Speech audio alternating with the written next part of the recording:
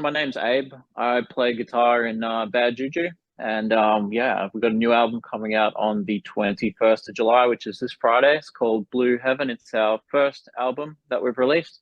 Only done a couple of EPs before this, so yeah, first big full body of work. So keen. Beautiful, Abe. Thanks for joining us tonight, mate. Cheers, man. Well, it's great to be here. So as you mentioned, Bad Juju unleashed your debut album, Blue Heaven, this Friday, July 21st. So how you feel about it, firstly? Pretty pumped. I mean, we've been working on it for so long that it's just great to finally get it out. So we've heard the songs a lot, so we're pretty keen to just get it out of our heads and at least get it into other people's heads and have them start listening to it. Yeah, so tell us a bit more about the album from a musical point of view and what you're going for with it. Yeah, so it's I would think it's maybe a bit more of a cohesive body of work for us. Like I think it's a bit more thought out than our two previous EPs. So really tried to focus in on what our sound was, develop our sound from our last EP, and make a body of work that we were really proud of. Musically, being a guitarist, the tones and stuff are much more, I guess, similar to each other. A bit more fuzz. Yeah, that sort of thing. So it's something we're very proud of, and something we hope someone can listen to start to finish, and sort of get what we were going for, and then when they get to the end, hopefully it repeats and feels like it was meant to go again. Yeah. And you mentioned that you've done a couple of EPs before, bro, but your debut album is always a big step for a band. So what sorts of things Yeah. do you actually sit down and think about and discuss leading into that? Yeah, well, I guess like with the EPs, it was sort of like, we just had songs floating around, and we'd get to 6 songs or 7 songs and we'd be like, this is it, this is sort of what we've been able to write, and we're happy with this, and we'll record it and put it down. Whereas with this writing process, I think maybe between all of us, there was probably about 30 songs, sort of floating around. And then it was like, all right, so we've got all of these songs, I guess, out of these 30 or however many it actually was, how do we narrow that down and make, something that is the best representation of, where we are now. This was kind of a process that was done over the last 2 to 2.5 years. So a lot of it as well was written during COVID too. So written and recorded, during the lockdown breaks and stuff. So and then a couple of this new singles, Other Side and Nothing to Give, actually were done end of last year. So right at the tail end of that process, they sort of came about as songs that we had written more at the very back end of the process, and we thought that they were really good and good enough to make the cut as well over some of the other ones we had done. So yeah, to go back to your original question, I guess it was more just it was more about getting as much as we could, and then narrowing down from there into what we thought sounded like the best representation of where we are at the moment as a band. You mentioned you had about 30 songs, bro. Like, what Yeah. was the process of breaking them down? Like, how did you decide what stayed and what didn't? Yeah. So like out of the 30, some of them would be like maybe a minute long, stuff like that, like not fully fleshed out ideas. But some of them would be, full songs that just didn't end up making it. So I guess a lot of it also comes down to our vocalist Russ, and what sort of he thought, because he structures a lot of the songs as well, depending on where he wants to go with his vocals and what he thinks would be, the best for him as well in that creative sense. So a lot came down to, him thinking, I can come up with a really solid melody to match what we've got here, and then just sort of experimenting from there. A lot of the 30 were, or however many it was not fully fleshed out things, but some were obviously much stronger than others, so it helped us narrow it down that way. I think we went into the studio though with maybe about 15, and we ended up with 12. So got a few B-sides that have been recorded and stuff, which we may look at, which I think are good songs in their own right, but just didn't quite maybe tonally fit, an album, but stuff we might release at a later date. Yeah. And so you've released the singles Raincoat, Nothing to Give, but the other side and Misery Sticks to Me. So would you say overall Yes. they're a good sonic representation of the album?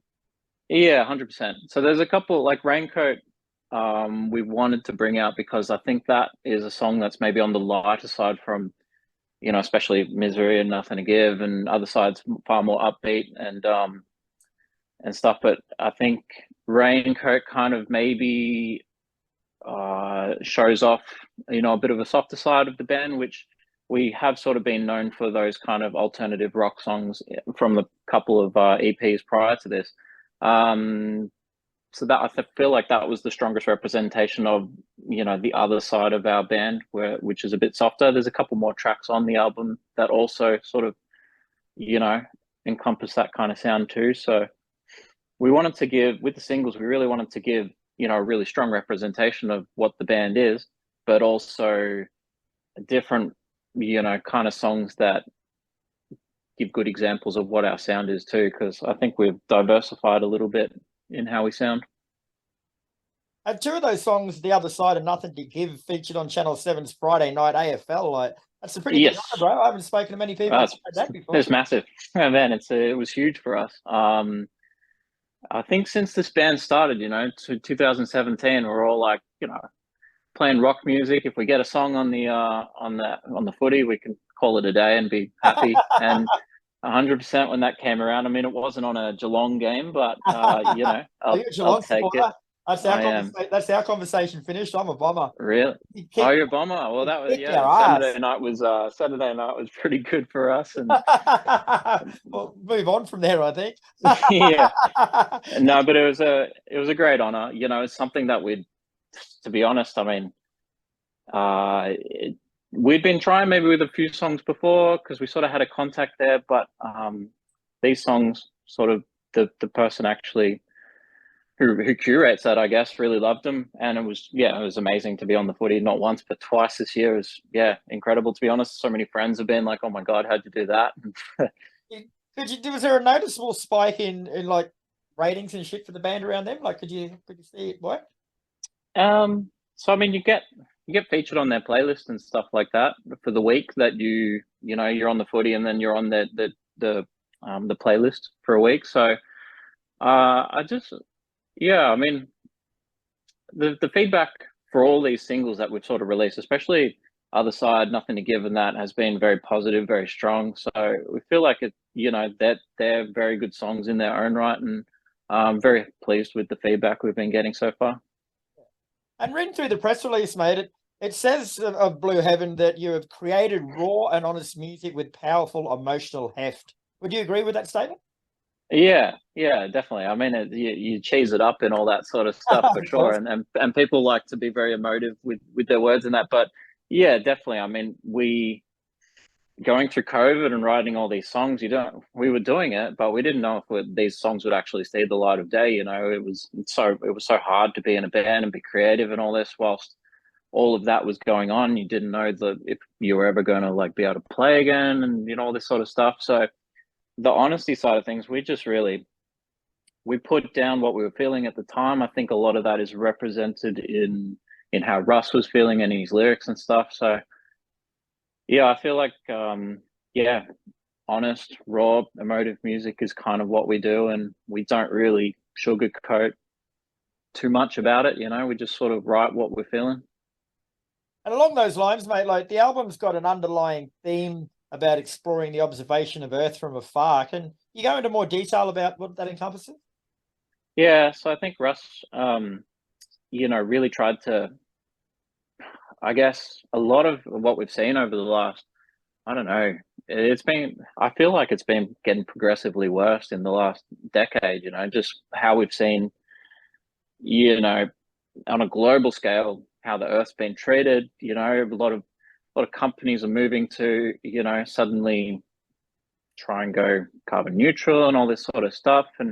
But you just kind of think, are we too late to be able to long term save anything? So a lot of the theme of this, especially Blue Heaven, and that is how we've really, we've stuffed it, and we're trying to get it back, but we've got such a great resource from where we are, and just through greed and you know, all that sort of stuff. We're really, not doing ourselves any favors. So the album comes out this Friday, July 21st, as we said, mate, and I'm Yep. just betting that you guys have got a bit of a promotional tour planned. Yeah, well, we definitely want to get it out in front of as many, people as possible. We don't have anything that we've announced just yet, but 100%. We do have a celebration party this Friday night at Death or Glory Bar, which is on Chapel Street, just here in Melbourne. So everybody's free to come along, and we'll be spinning the album and having a few giveaways and stuff like that, and just celebrating what's been, a bit over 2 years of work for us, and to finally get to this milestone of releasing an album. But yeah, 100%, we are definitely organizing to get it in front of people's faces live, because that's what we enjoy the most. Beautiful, Abe. Well, thanks very much for your time tonight, mate. Been a pleasure speaking with you. Blue Heaven is out Absolutely. July the 21st. I had a bit of a listen before we had a chat, mate, and it's one of those albums I'm definitely gonna have to listen to a couple more times. I really enjoyed it, but it's got Yeah. there's a lot going on there. Yeah, definitely. I appreciate that. Thanks very much.